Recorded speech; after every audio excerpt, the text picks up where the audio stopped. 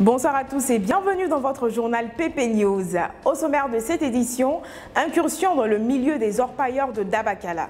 La jeunesse de Korogo lance la 12e édition du Maracana de nuit. Et enfin à Béoumi, nous allons à la rencontre du fondateur de l'association 100 jeunes entrepreneurs de Côte d'Ivoire. L'orpaillage est la recherche et l'exploitation artisanale de l'or dans les rivières aurifères. Quand on sait que la commune de Dabakala est réputée pour ses terres riches en or, nous sommes allés à la découverte de ces personnes qui ne jurent que par ce métal noble. Toutefois, leurs activités d'extraction sur ces terres ne sont pas toujours légales. Reportage. La Figue, 40 km de Dabakala. J'ai envie de vous dire, bienvenue sur Mars. Et voici les extraterrestres. Ici, là, rien n'est légal. La seule chose qui est légale ici, là, c'est la foi en Dieu. Ici, là, tout le monde s'en remet à Dieu. Et c'est pas Tiedo Alassane qui dira le contraire. Lui, là, il est quitté au Burkina il y a 1 an de cela pour venir exploiter les terres d'ici illégalement. Et 1 an après, il s'est transformé en Pablo Escobar façon là. Et les autres, là, lui déversent une part de leur butin en toute légalité. Le travail qu'on fait, c'est un travail très dangereux et nous, on en est conscients. Mais là, ici, là, on s'en remet totalement à Dieu. Parce que quand tu es sous la terre, tu ne sais pas ce qui va t'arriver. Et si tu n'as pas la foi, vraiment, c'est pas du tout facile. Et depuis qu'on est là, on ne déplore aucune perte en vie humaine. Et pour cela, on continue de remercier Dieu. En tout cas, comme il a dit là, depuis l'ouverture de ce site illégalement là, personne n'a perdu la vie ici. Et c'est grâce à Dieu et grâce au père Koulibaly Badawa, un vieux Madian assis à l'entrée de la mine. En tout cas, si tu es nouveau ici là, c'est mieux pour toi d'aller le voir quoi. Tu laisses quelques bonnes là-bas avant de rentrer. Voilà. En tout cas, lui là, on parlera de lui dans une autre édition. Pour le moment là, nous, on s'en va donner notre bonne aussi.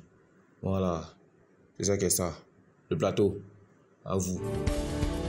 Maïsan Narcisse réunit des jeunes dans son association dénommée 100 jeunes entrepreneurs de Côte d'Ivoire afin de créer des emplois. Il entend encourager et aider l'État ivoirien dans sa volonté de créer des emplois pour les jeunes.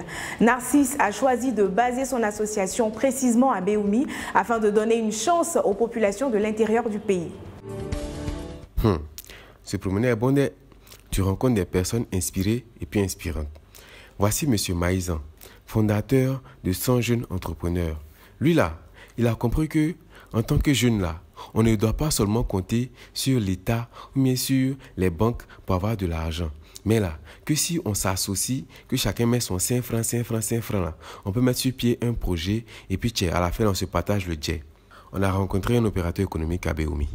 Donc cette jeunesse doit prendre conscience du problème et aussi aider l'État à pouvoir créer de l'emploi. Parce que si nous nous mettons ensemble, que nous créons un projet, nous créons aussi de l'emploi parce que nous allons besoin et nous allons embaucher des personnes aussi pour pouvoir faire le travail. Donc c'est ainsi qu'on a mis 100 jeunes entrepreneurs en place. Aujourd'hui, notre base c'est à Béoumi. Voilà, c'est Béoumi qui est notre base parce que tout le monde s'est dit pourquoi pas Abidjan. Mais si on veut focaliser tout sur Abidjan et l'intérieur du pays. Donc, 100 jeunes entrepreneurs est disponible sur toutes les plateformes digitales. Pour le moment, c'est 2 projets. Le projet de chambre froide et puis le projet de ferme sur lequel on va revenir plus tard. Son fondateur, M. Maïsan, est un grand fanatique d'entrepreneuriat associatif. En tout cas, si nous tous on rêve d'un avenir meilleur là, je pense qu'on a intérêt à s'associer au... je dis ça, je dis rien au... Terminons sur la scène sportive avec la 12e édition du Maracana de nuit organisée par la jeunesse de Korogo. Elle se déroule pendant la période de Ramadan, juste après la rupture du carême.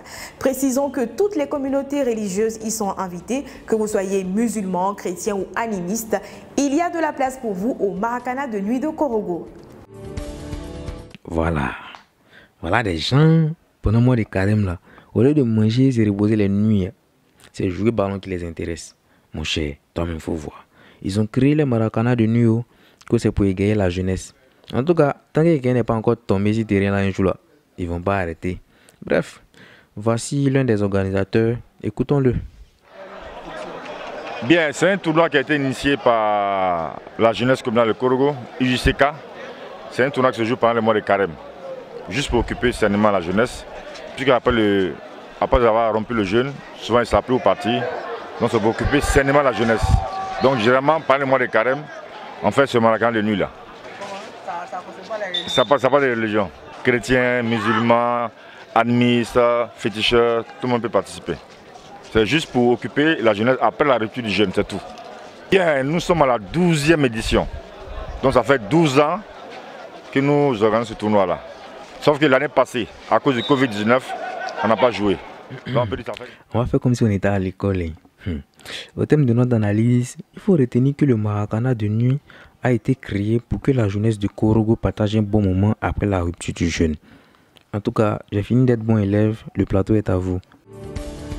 Merci chers internautes d'avoir suivi PP News. On se retrouve lundi pour de nouvelles actualités.